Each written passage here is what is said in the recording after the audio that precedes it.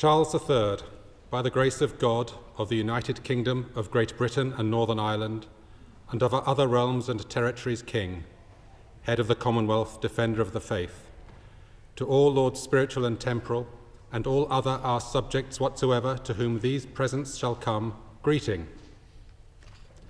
Know ye that we of our especial grace, certain knowledge, and mere motion, in pursuance of the Life Peerages Act 1958, and of all other powers in that behalf us enabling, do, by presence, advance, create, and prefer our right trusty and well-beloved counsellor, David William Donald Cameron, to the state, degree, style, dignity, title, and honour of Baron Cameron of Chipping Norton in our county of Oxfordshire.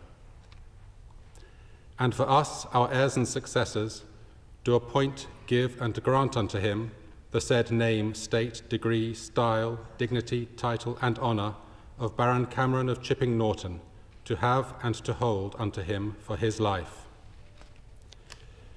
Willing, and by these presents granting, for us, our heirs and successors, that he may have, hold, and possess a seat, place, and voice in the parliaments and public assemblies and councils of us, our heirs and successors, within our United Kingdom, amongst the barons.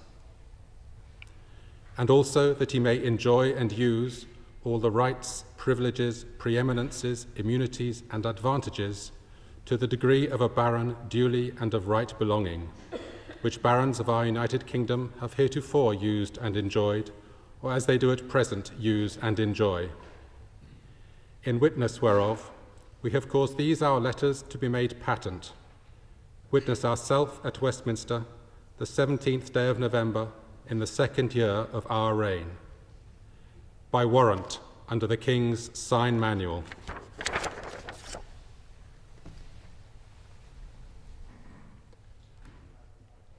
I, David, Lord Cameron of Chipping Norton, do swear by Almighty God that I will be faithful and bear true allegiance to His Majesty King Charles, his heirs and successors, according to law.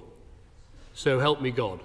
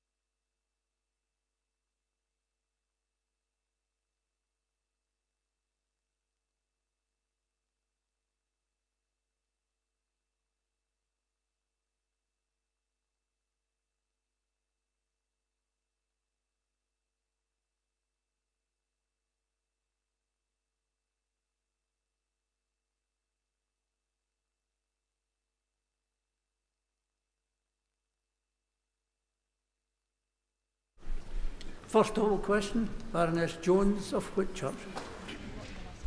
I beg leave to ask a question standing in my name on the order paper. The Government's response to the landscape review is in its final stages of preparation and will be published imminently. The response will outline the ambitious actions we've taken since the review's publication, including through the Science and Technology Framework and the creation of DCIT. It will also announce further commitments to create a research, development and innovation landscape that makes the most of our strategic advantages and builds a more diverse, resilient and investable landscape.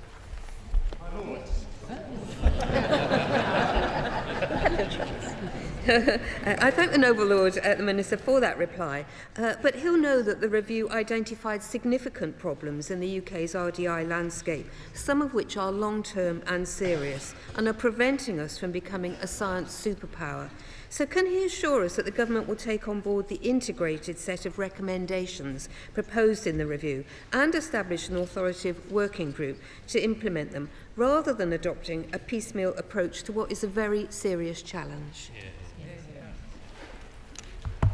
Indeed, it is a serious challenge, and the review identified, I think, 29 separate recommendations. The approach that the government is taking is to address them not merely singly, but, as the Noble Lady suggests, collectively as a whole as well. In fact, since its creation, two of our major steps really build on the foundations laid by the nurse review, that is the creation of DCIT itself and the laying down of the Science and Technology Framework, which builds on the review to set out the approach along many of the lines that the review suggested.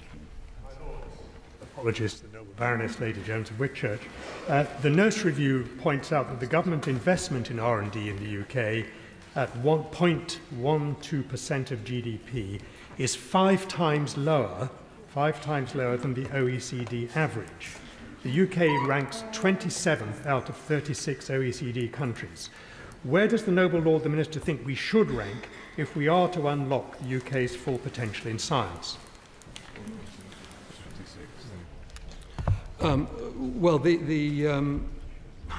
I'm not entirely sure where these figures come from. The R&D intensity of the United Kingdom, that is to say, the amount spent on R&D as a percentage of the amount as a percentage of GDP, is between 2.8 and 2.9%.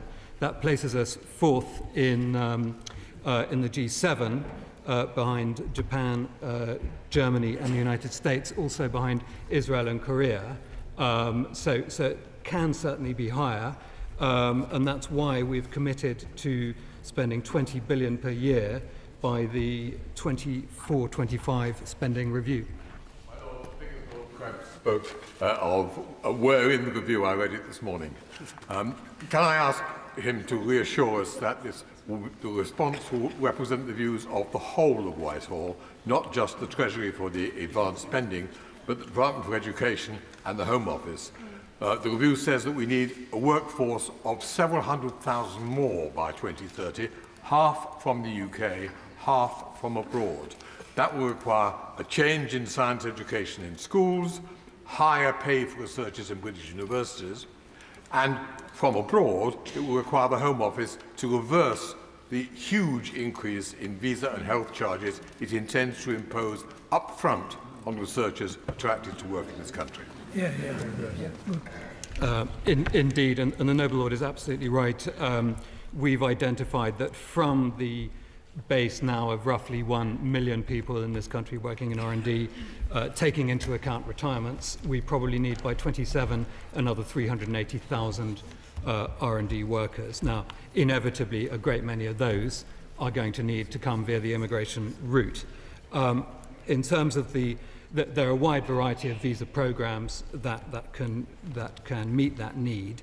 The government takes a view that the going-in position is that those benefiting from visas should bear the costs, the immediate costs of the visas and the healthcare, rather than the taxpayer. However, that is kept always under review, and should it turn out, or should evidence emerge that we are not getting either the quantity or the quality of immigration applications, then we will take appropriate action.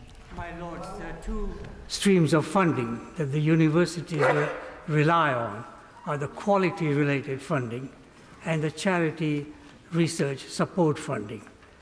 Both of these are necessary for universities to develop the infrastructure, but both these funding streams have been eroded over time, and as charities increase their funding for research, the amount of money the support fund is able to support the universities has declined. So can the Noble Lord the Minister commit to addressing those two issues and at least bring it up to inflationary levels? Yes, indeed, and I'm very happy to look at that. I mean, I note that government currently contributes about 20% of R&D funding just through the UKRI and other sources, whereas non-profits around 3% of funding. Government is, as I say, committed to increasing by about a third its R&D funding by the 24-25 spending review, which should go somewhere to addressing that gap. But meanwhile, I take on board the Noble Lord's comments.